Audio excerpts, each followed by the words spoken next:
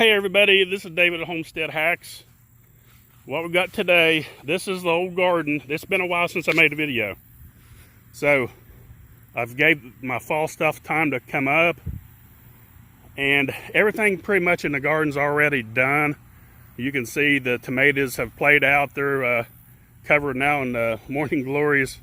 Everything on the other side's done. The potatoes are still in the ground, and we usually dig those as we use them throughout the year. I usually here in North Georgia, we leave them in there in the ground, and they do fine right up until through November. We dig them for Thanksgiving, so they store very well here in the ground. And I don't know if we're just blessed with good drained soil, but it's very rare you dig one up that's rotten. So they do very, very well. But anyway, what I've done, I've already started my fall garden, and I got it about halfway done. I have 4 rows here total, and you can see where it's coming up. We have 2 rows of Siberian dwarf kale, and then on these 2 rows we have Georgia collard greens. Now the reason I plant them while it's still a little bit warm is so the seed will have a good chance of germinating in warm weather. So it's good timing. Usually about the 1st of September, I try to get stuff in the ground that I'm going to do for my fall garden.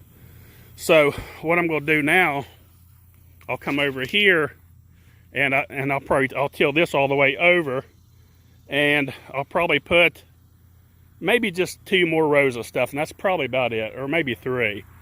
I'll put a row of broccoli, a row of cabbage, and then maybe a few onions. Now here in North Georgia, the kale will survive, the collard greens will survive, the cabbage will survive the winter. It'll finally get too cold for the broccoli, it'll kill it off. The onions usually make it pretty good. So out of all the stuff, the only thing that will be killed by the cold is the broccoli. Now that's one thing I want to show you today in the video. And look here, this tree right here. And I need to do something because these are good canners. These are good canning pears. And look how they're all over the ground. And Goosey's making a meal out of them. They love them. I didn't realize how much, because this is the first geese I've ever owned. And I didn't realize how well they like fruit. Watermelon, cantaloupe, pears, apples, anything like that, they just absolutely love. And they'll find one that's busted up, and they'll eat it. They'll tear it up. And you can see these right here are not a soft pear. These are more, I guess, what they call winter pear. They make excellent canners. So I need to pull a few of those off. Look, there's more falling, look. And get some of them canned because they're really, really good. So that's one thing I want to show you. Then I want to show you my elderberries over here. Okay, this tree right here needs trimmed back. It's in the way. It's really causing a lot of crowding for my elderberries. I got 4 elderberry plants. This was the first year. These were very young shoots, and of course they didn't produce this year because they was very small and tiny. But what I want to show you today is I'm going to cut a few of them to make some to put in the water, and they'll grab root, and then I'll have more to plant next year. Now I'm doing this one-handed, and I'm only going to do a few of them just to show you, and I'll show you the ones I have up inside the house and how well they're doing. So I'll just clip it off right here, and then what I'll do basically is just knock off the limbs like this. You got to knock off all the green because they'll die anyway because it doesn't have enough energy at this point to grow anything but a root. And doing this one-handed is still very easy.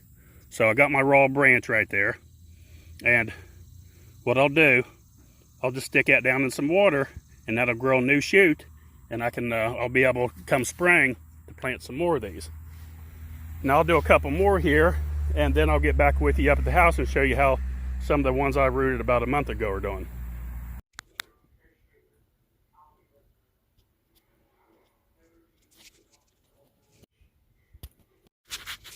Okay, I'm back up at the house. And these two right here have been in here maybe about a month, maybe 3 weeks, not real long. But you can see, look at the roots. It already has some good roots on it. Look at the little leaves trying to come out on them already. So these are taking off pretty quick. Look at the roots on this one. I actually had this one in probably a week longer than the other one. So the roots are really looking good, and there's little leaves on it. So what I'll do now, I'll take these and I'll put them in a little cup with some soil to you know, up to about just a little ways above the root. And then I'll baby these all winter. Keep them inside, put them in a window, and see how they do there. If they look like they're not going to make it very good, then I'll take them outside and let them go dormant. And that may be the best way anyway, to just let them go dormant. You know, let them catch root and nurse them up really good until winter, then put them outside and let them go dormant. That may be the best thing to do. I'll just have to experiment with it and try and see how it does, which is better. And I may try a couple inside and then take a couple outside and let them go into dormancy. So that's about it. A couple of things I want to show you. I hadn't done a video in a while. And please, folks, help us build up our channel. And don't forget, click on the little bell, like and subscribe. Thanks for watching Homestead Hacks.